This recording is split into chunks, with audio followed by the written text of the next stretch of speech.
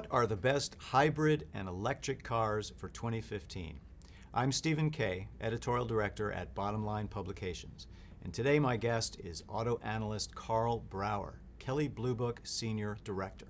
There are all kinds of permutations now of hybrid cars on the market, full electric, plug-in hybrid electric, and Carl's going to help sort them out for us and figure out which ones are the best. Carl, thank you very much for offering to do that for us today. Absolutely, fun to be here. So this is a category that is now exploding, and everyone from the lower end all the way up to BMW and Audi, they're all coming into the hybrid and electric space, and of course there's Tesla with full electric. You have a few favorites in the category, but before we talk about those, I just wanted to talk about an observation I have about this category in particular, is that some cars in this category are perfect for some people and perfectly wrong for other people, more so than in any other category. If you don't have a place where you can plug in your car, obviously a full electric car is not of much use to you.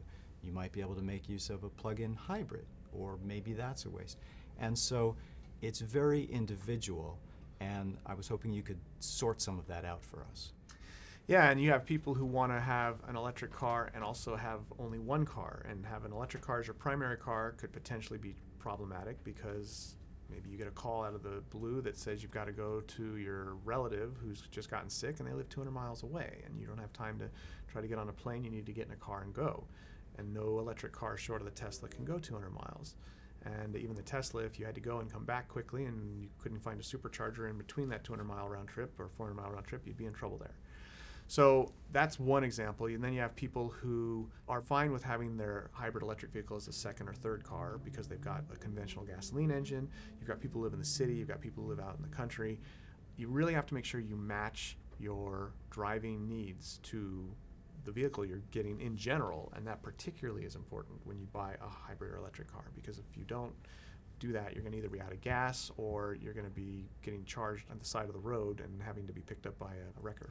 Doesn't mean it's not a fine car, but it just isn't a car that matches your needs. Exactly. Just to define some of the terms here, a hybrid car needs gasoline, and it uses the gasoline to run an electric motor that then makes your car go. A hybrid plug-in does all of that, but you can also plug it in and charge the battery from the wall, not just from gasoline. Right. You can also drive a certain amount just on the battery for the hybrid electric, and then of course a full electric, the easiest to understand, it's just electric. When the electricity is gone, there's no gas tank, and you're either charging or you're trying to find a tow truck. Right. Okay, so the individual preference and need is very important. That being said, you have some favorites in this category, some cars that you think really do a fine job filling whatever the need is that they're trying to fill. And I think the first one that we're going to talk about is the Fiat 500e. Yeah, and I have to tell you, I was on the press event for this vehicle recently, and it was pretty amazing because the Fiat 500e has this impression and this reputation as a fun-to-drive vehicle. And most electric cars aren't necessarily that fun. They feel kind of heavy. They're not necessarily slow because they have great torque right off the line. But they certainly don't have the most dynamic, twisty road orientation normally. This one still does. And I think that was what was my biggest surprise and my biggest joy in driving the car that made me think this is not a bad way to go if you have to or want to go pure electric. It drives like the standard 500. The battery pack is low. It keeps the center of gravity low in the car. And it doesn't even compromise really the space inside the car or in the cargo area. So really, with the exception of the range limit on the vehicle, which is like most of them between 70 and 100 miles, depending on how you drive. With the exception of that, there's really no downside to this car.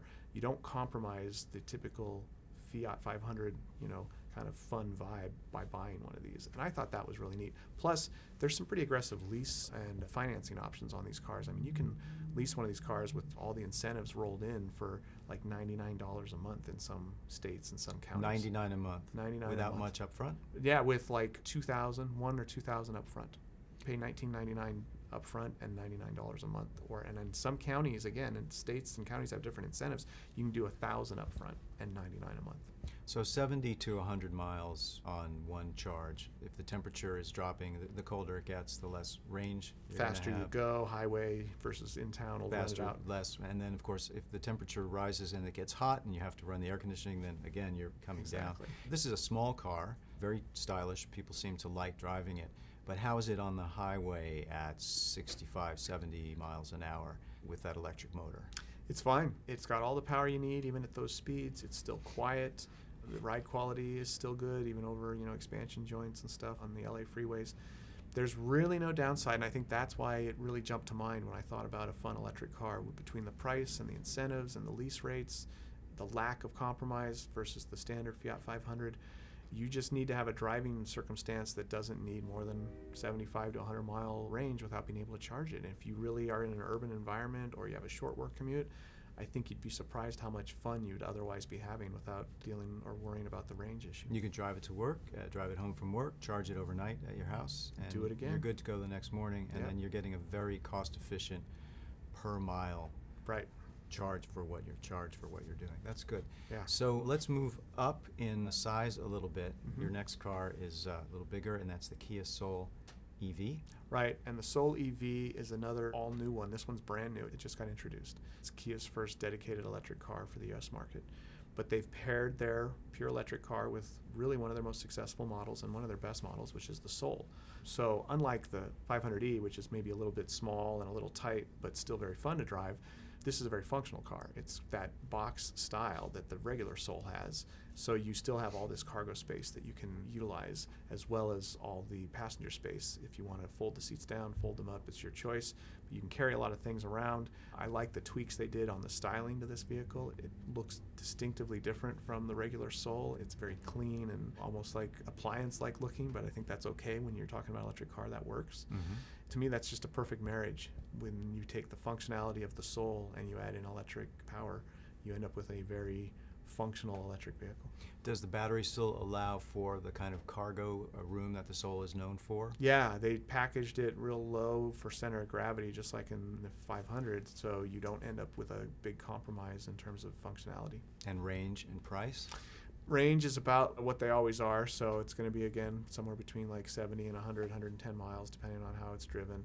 And price is, again, like most of them, somewhere between 30 and 40, though with incentives you can get that to drop into the 20s easy. So this is a car, it sounds like, that has leapfrogged a little bit over the Nissan Leaf, which really came and broke open this segment. Yes.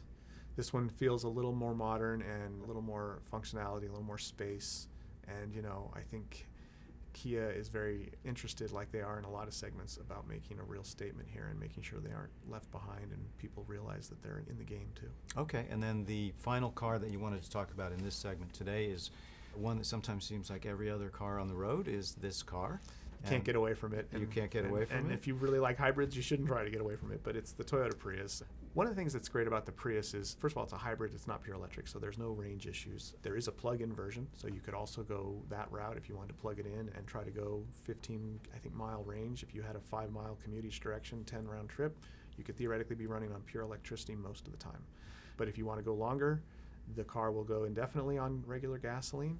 And when we ran all the cost to own numbers on hybrids and electric vehicles, the Prius almost always comes out toward the top because its incremental price over a non-hybrid of about the same size isn't that high, and its mileage is high enough that you can actually pay it off in like 5 years.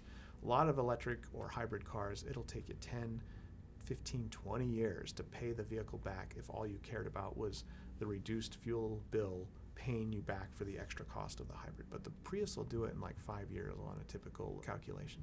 So the Prius gets you a lot of what people are trying to get with pure electric, but without the novelty of pure electric. But just in terms of what it costs you to drive that car, what it costs to go a mile, and what it costs to own it in terms of resale value. Right. It sounds like if you're willing to give up the novelty of an all-electric, and if you like the Prius, it's not a driver's car. No.